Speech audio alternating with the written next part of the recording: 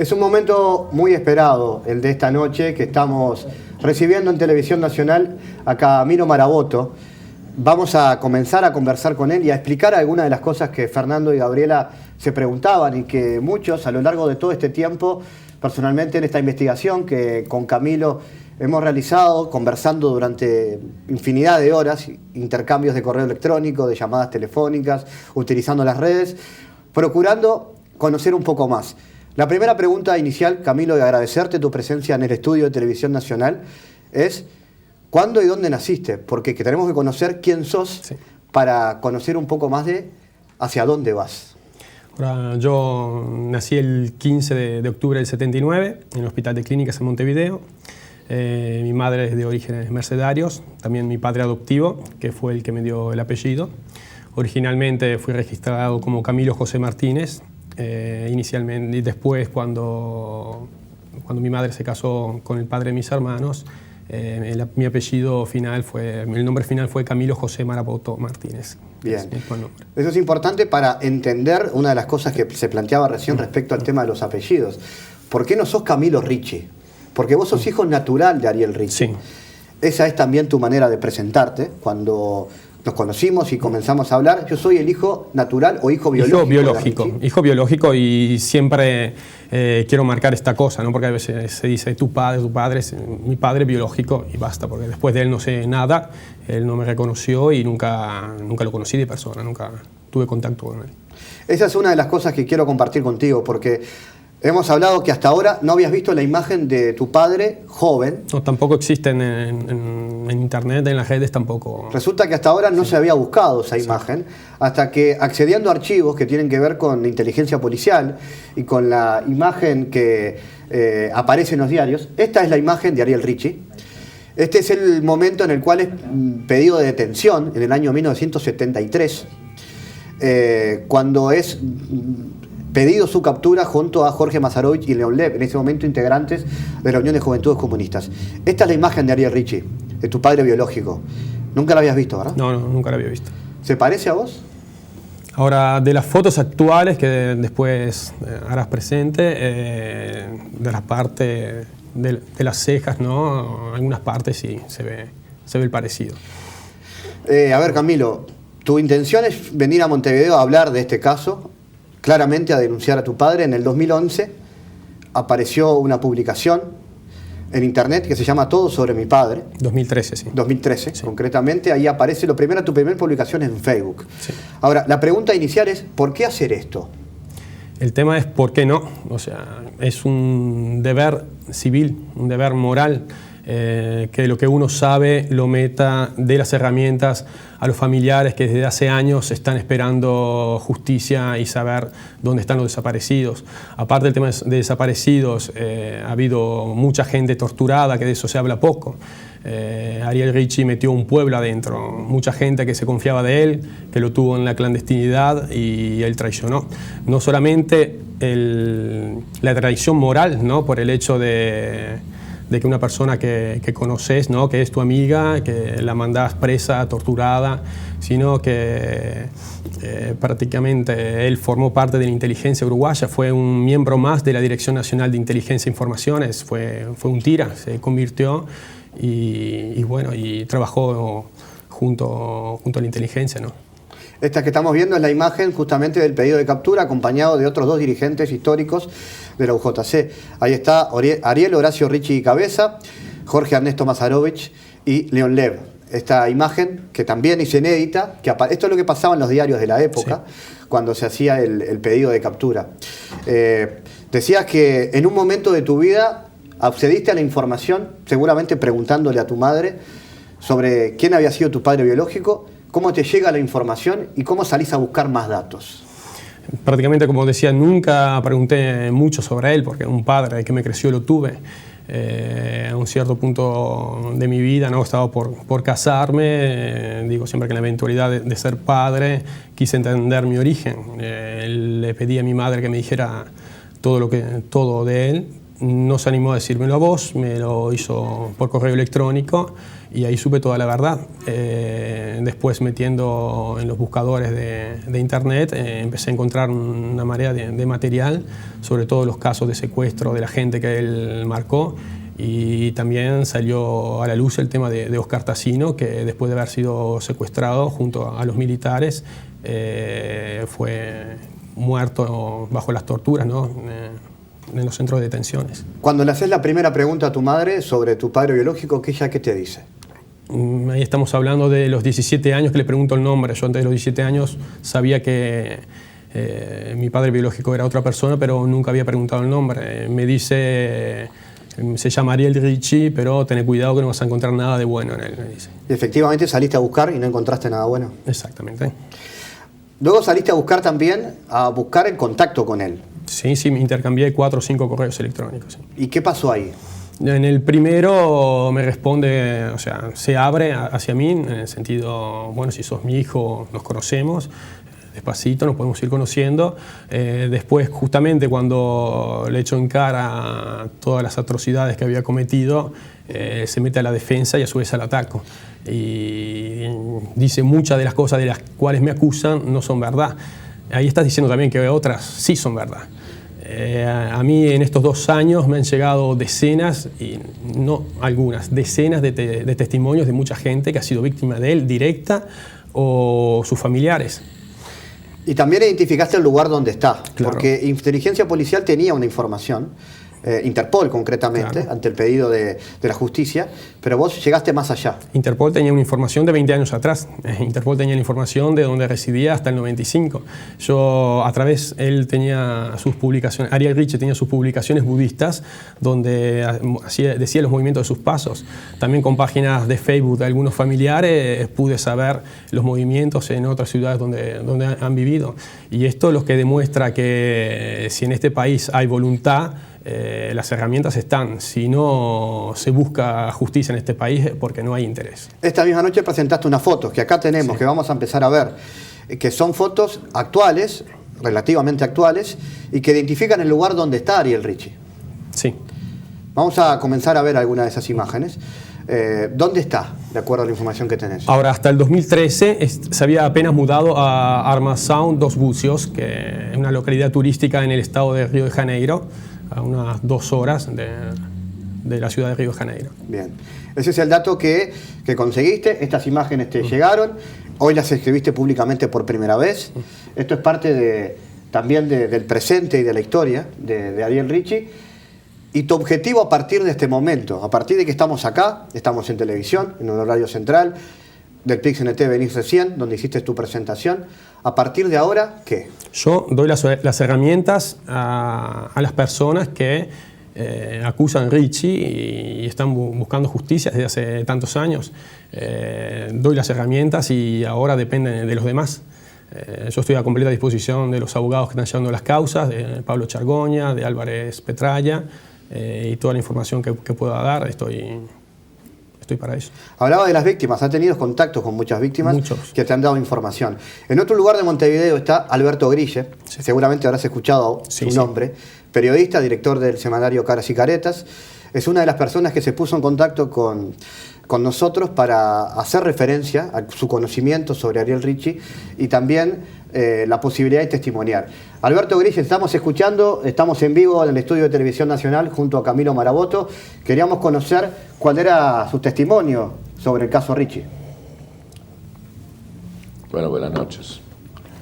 Efectivamente yo estuve preso hace el año 76 en dependencias del Departamento 5 de Información e Inteligencia de la Jefatura de Policía de Montevideo, en plena dictadura. En ese momento yo creo que fue el 9 de febrero que yo fui detenido, inmediatamente con una compañera llamada Ofelia Fernández, falleció hace poco tiempo, y fuimos rápidamente, inmediatamente, sometidos a golpizas, plantón, durante muchos días, submarino, picana eléctrica, golpe de puño, golpes con machetes,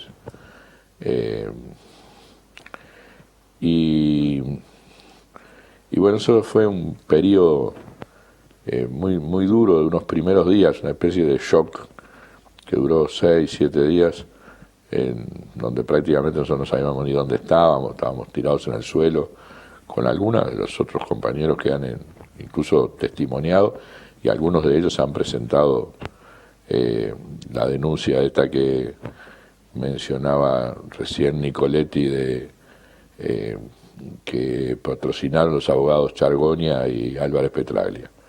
Ahí estaban Gonzalo Carámbula, Diego Damián, Gastón Grisoni, Ofelia Fernández, Gustavo Alsina. Éramos un grupo de jóvenes de la Juventud Comunista que fuimos detenidos en operativos más o menos simultáneos, y permanecimos ahí sometidos a tortura durante muchos días. Entre nosotros, que estábamos encapuchados, tirados en el suelo, en colchonetas, etcétera, circulaba el rumor de que en alguno de esos interrogatorios o torturas e incluso en algunas detenciones, había participado Ariel Ricci. Incluso oíamos que participaban algunos operativos organizados por una unidad de la Marina que se llamaba y se llama, creo, Fusileros Navales, en el cual participaban y también habían algunos operativos en donde se detuvieron jóvenes de la Juventud Comunista. Cuando ya habían pasado 10 días, y en realidad más o menos 10 o 12 días, y ya casi un poco que se habían olvidado de nosotros, estábamos tirados en el suelo ahí medio olvidados, un día apareció un policía que me citó me llevó a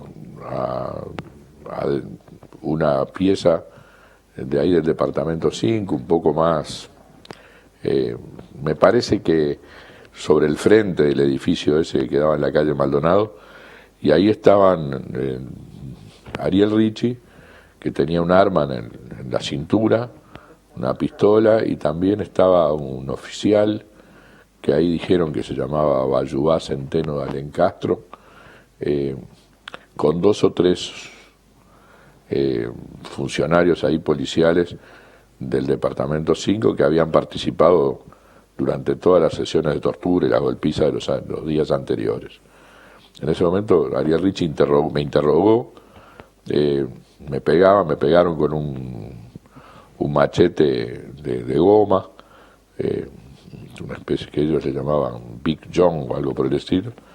Me golpearon bastante, me interrogaba siempre Ariel Ricci, algunas veces a Ayubá Centeno de Alencastro, y en realidad estos dos no me golpeaban los otros, me tiraron al suelo, me hicieron sacar la ropa, me pusieron en cuclillas, y bueno, en todos esos procedimientos estaba presente él, interrogaba a él, preguntaba a él sabía más de mi vida que los demás, porque habíamos participado juntos en actividades de la Juventud Comunista, incluso él era un destacado dirigente estudiantil de secundaria.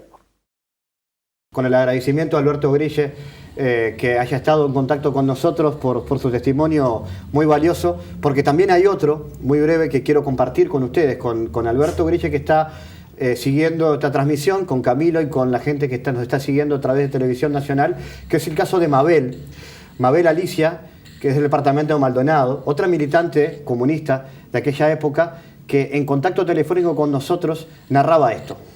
Ariel Ricci y yo compartimos la dirección del sector secundaria. Él era dirigente estudiantil de la CESU. Incluso en un tiempo que ya estando clandestino, la juventud me pidió y durmió 15 días en mi casa para cuidarlo. Elemento que utilizó después en Prefectura Nacional Naval, donde yo estuve detenida y presa y procesada, junto con otro montón de compañeros de la Juventud Comunista, elementos que utilizó en medio de la tortura, ¿no? Para la amenaza sobre mi hermana que era chica, sobre los elementos de mi casa, sobre todo lo que él conocía de mí. Y recuerdo más terrible es que en un momento que deciden violarme, estaba desnuda, vendada, Y por supuesto que reconocí su voz, que la conocía muy bien, ¿no? En parte de aquellos, en parte de la tortura. Yo me di la cabeza contra una pared que no sabía que existía y me tuvieron que atender con un médico. Por lo tanto no se consumó la violación, pero Ariel estaba ahí. Y bueno, y yo soy denunciante frente a la justicia penal del accionar de Ariel Ricci. Al momento, al menos 3 causas judiciales mencionan a Ariel Ricci. Una de ellas está encabezada por el abogado Pablo Chargonia, otra la maneja el abogado Federico Álvarez Pectralia y otra denuncia corresponde a la organización y el Sur. Camilo, en el caso que seas convocado a la justicia, ¿darías tu testimonio? Por supuesto que sí. Ahora están todos los elementos sobre la mesa para pedir una extradición.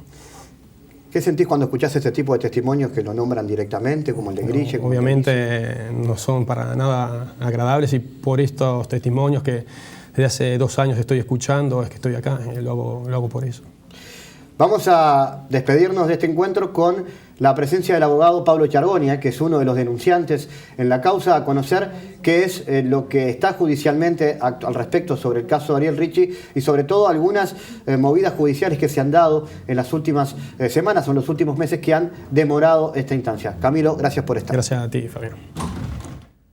En el año 2011 se presenta una denuncia por torturas en la Dirección Nacional de Información e Inteligencia ante el juez García Guaraglia. 50 militantes de izquierda, fundamentalmente de la Unión de Juventudes Comunistas en aquel momento, fueron aprehendidos, atormentados, violentados. Hubo práctica de submarino, de picana eléctrica, abusos sexuales. Y estas 50 personas mencionaron, no todos, pero muchos de ellos, mencionaron a Ariel Ricci como formando parte del aparato represivo que funcionaba ahí en la inteligencia policial.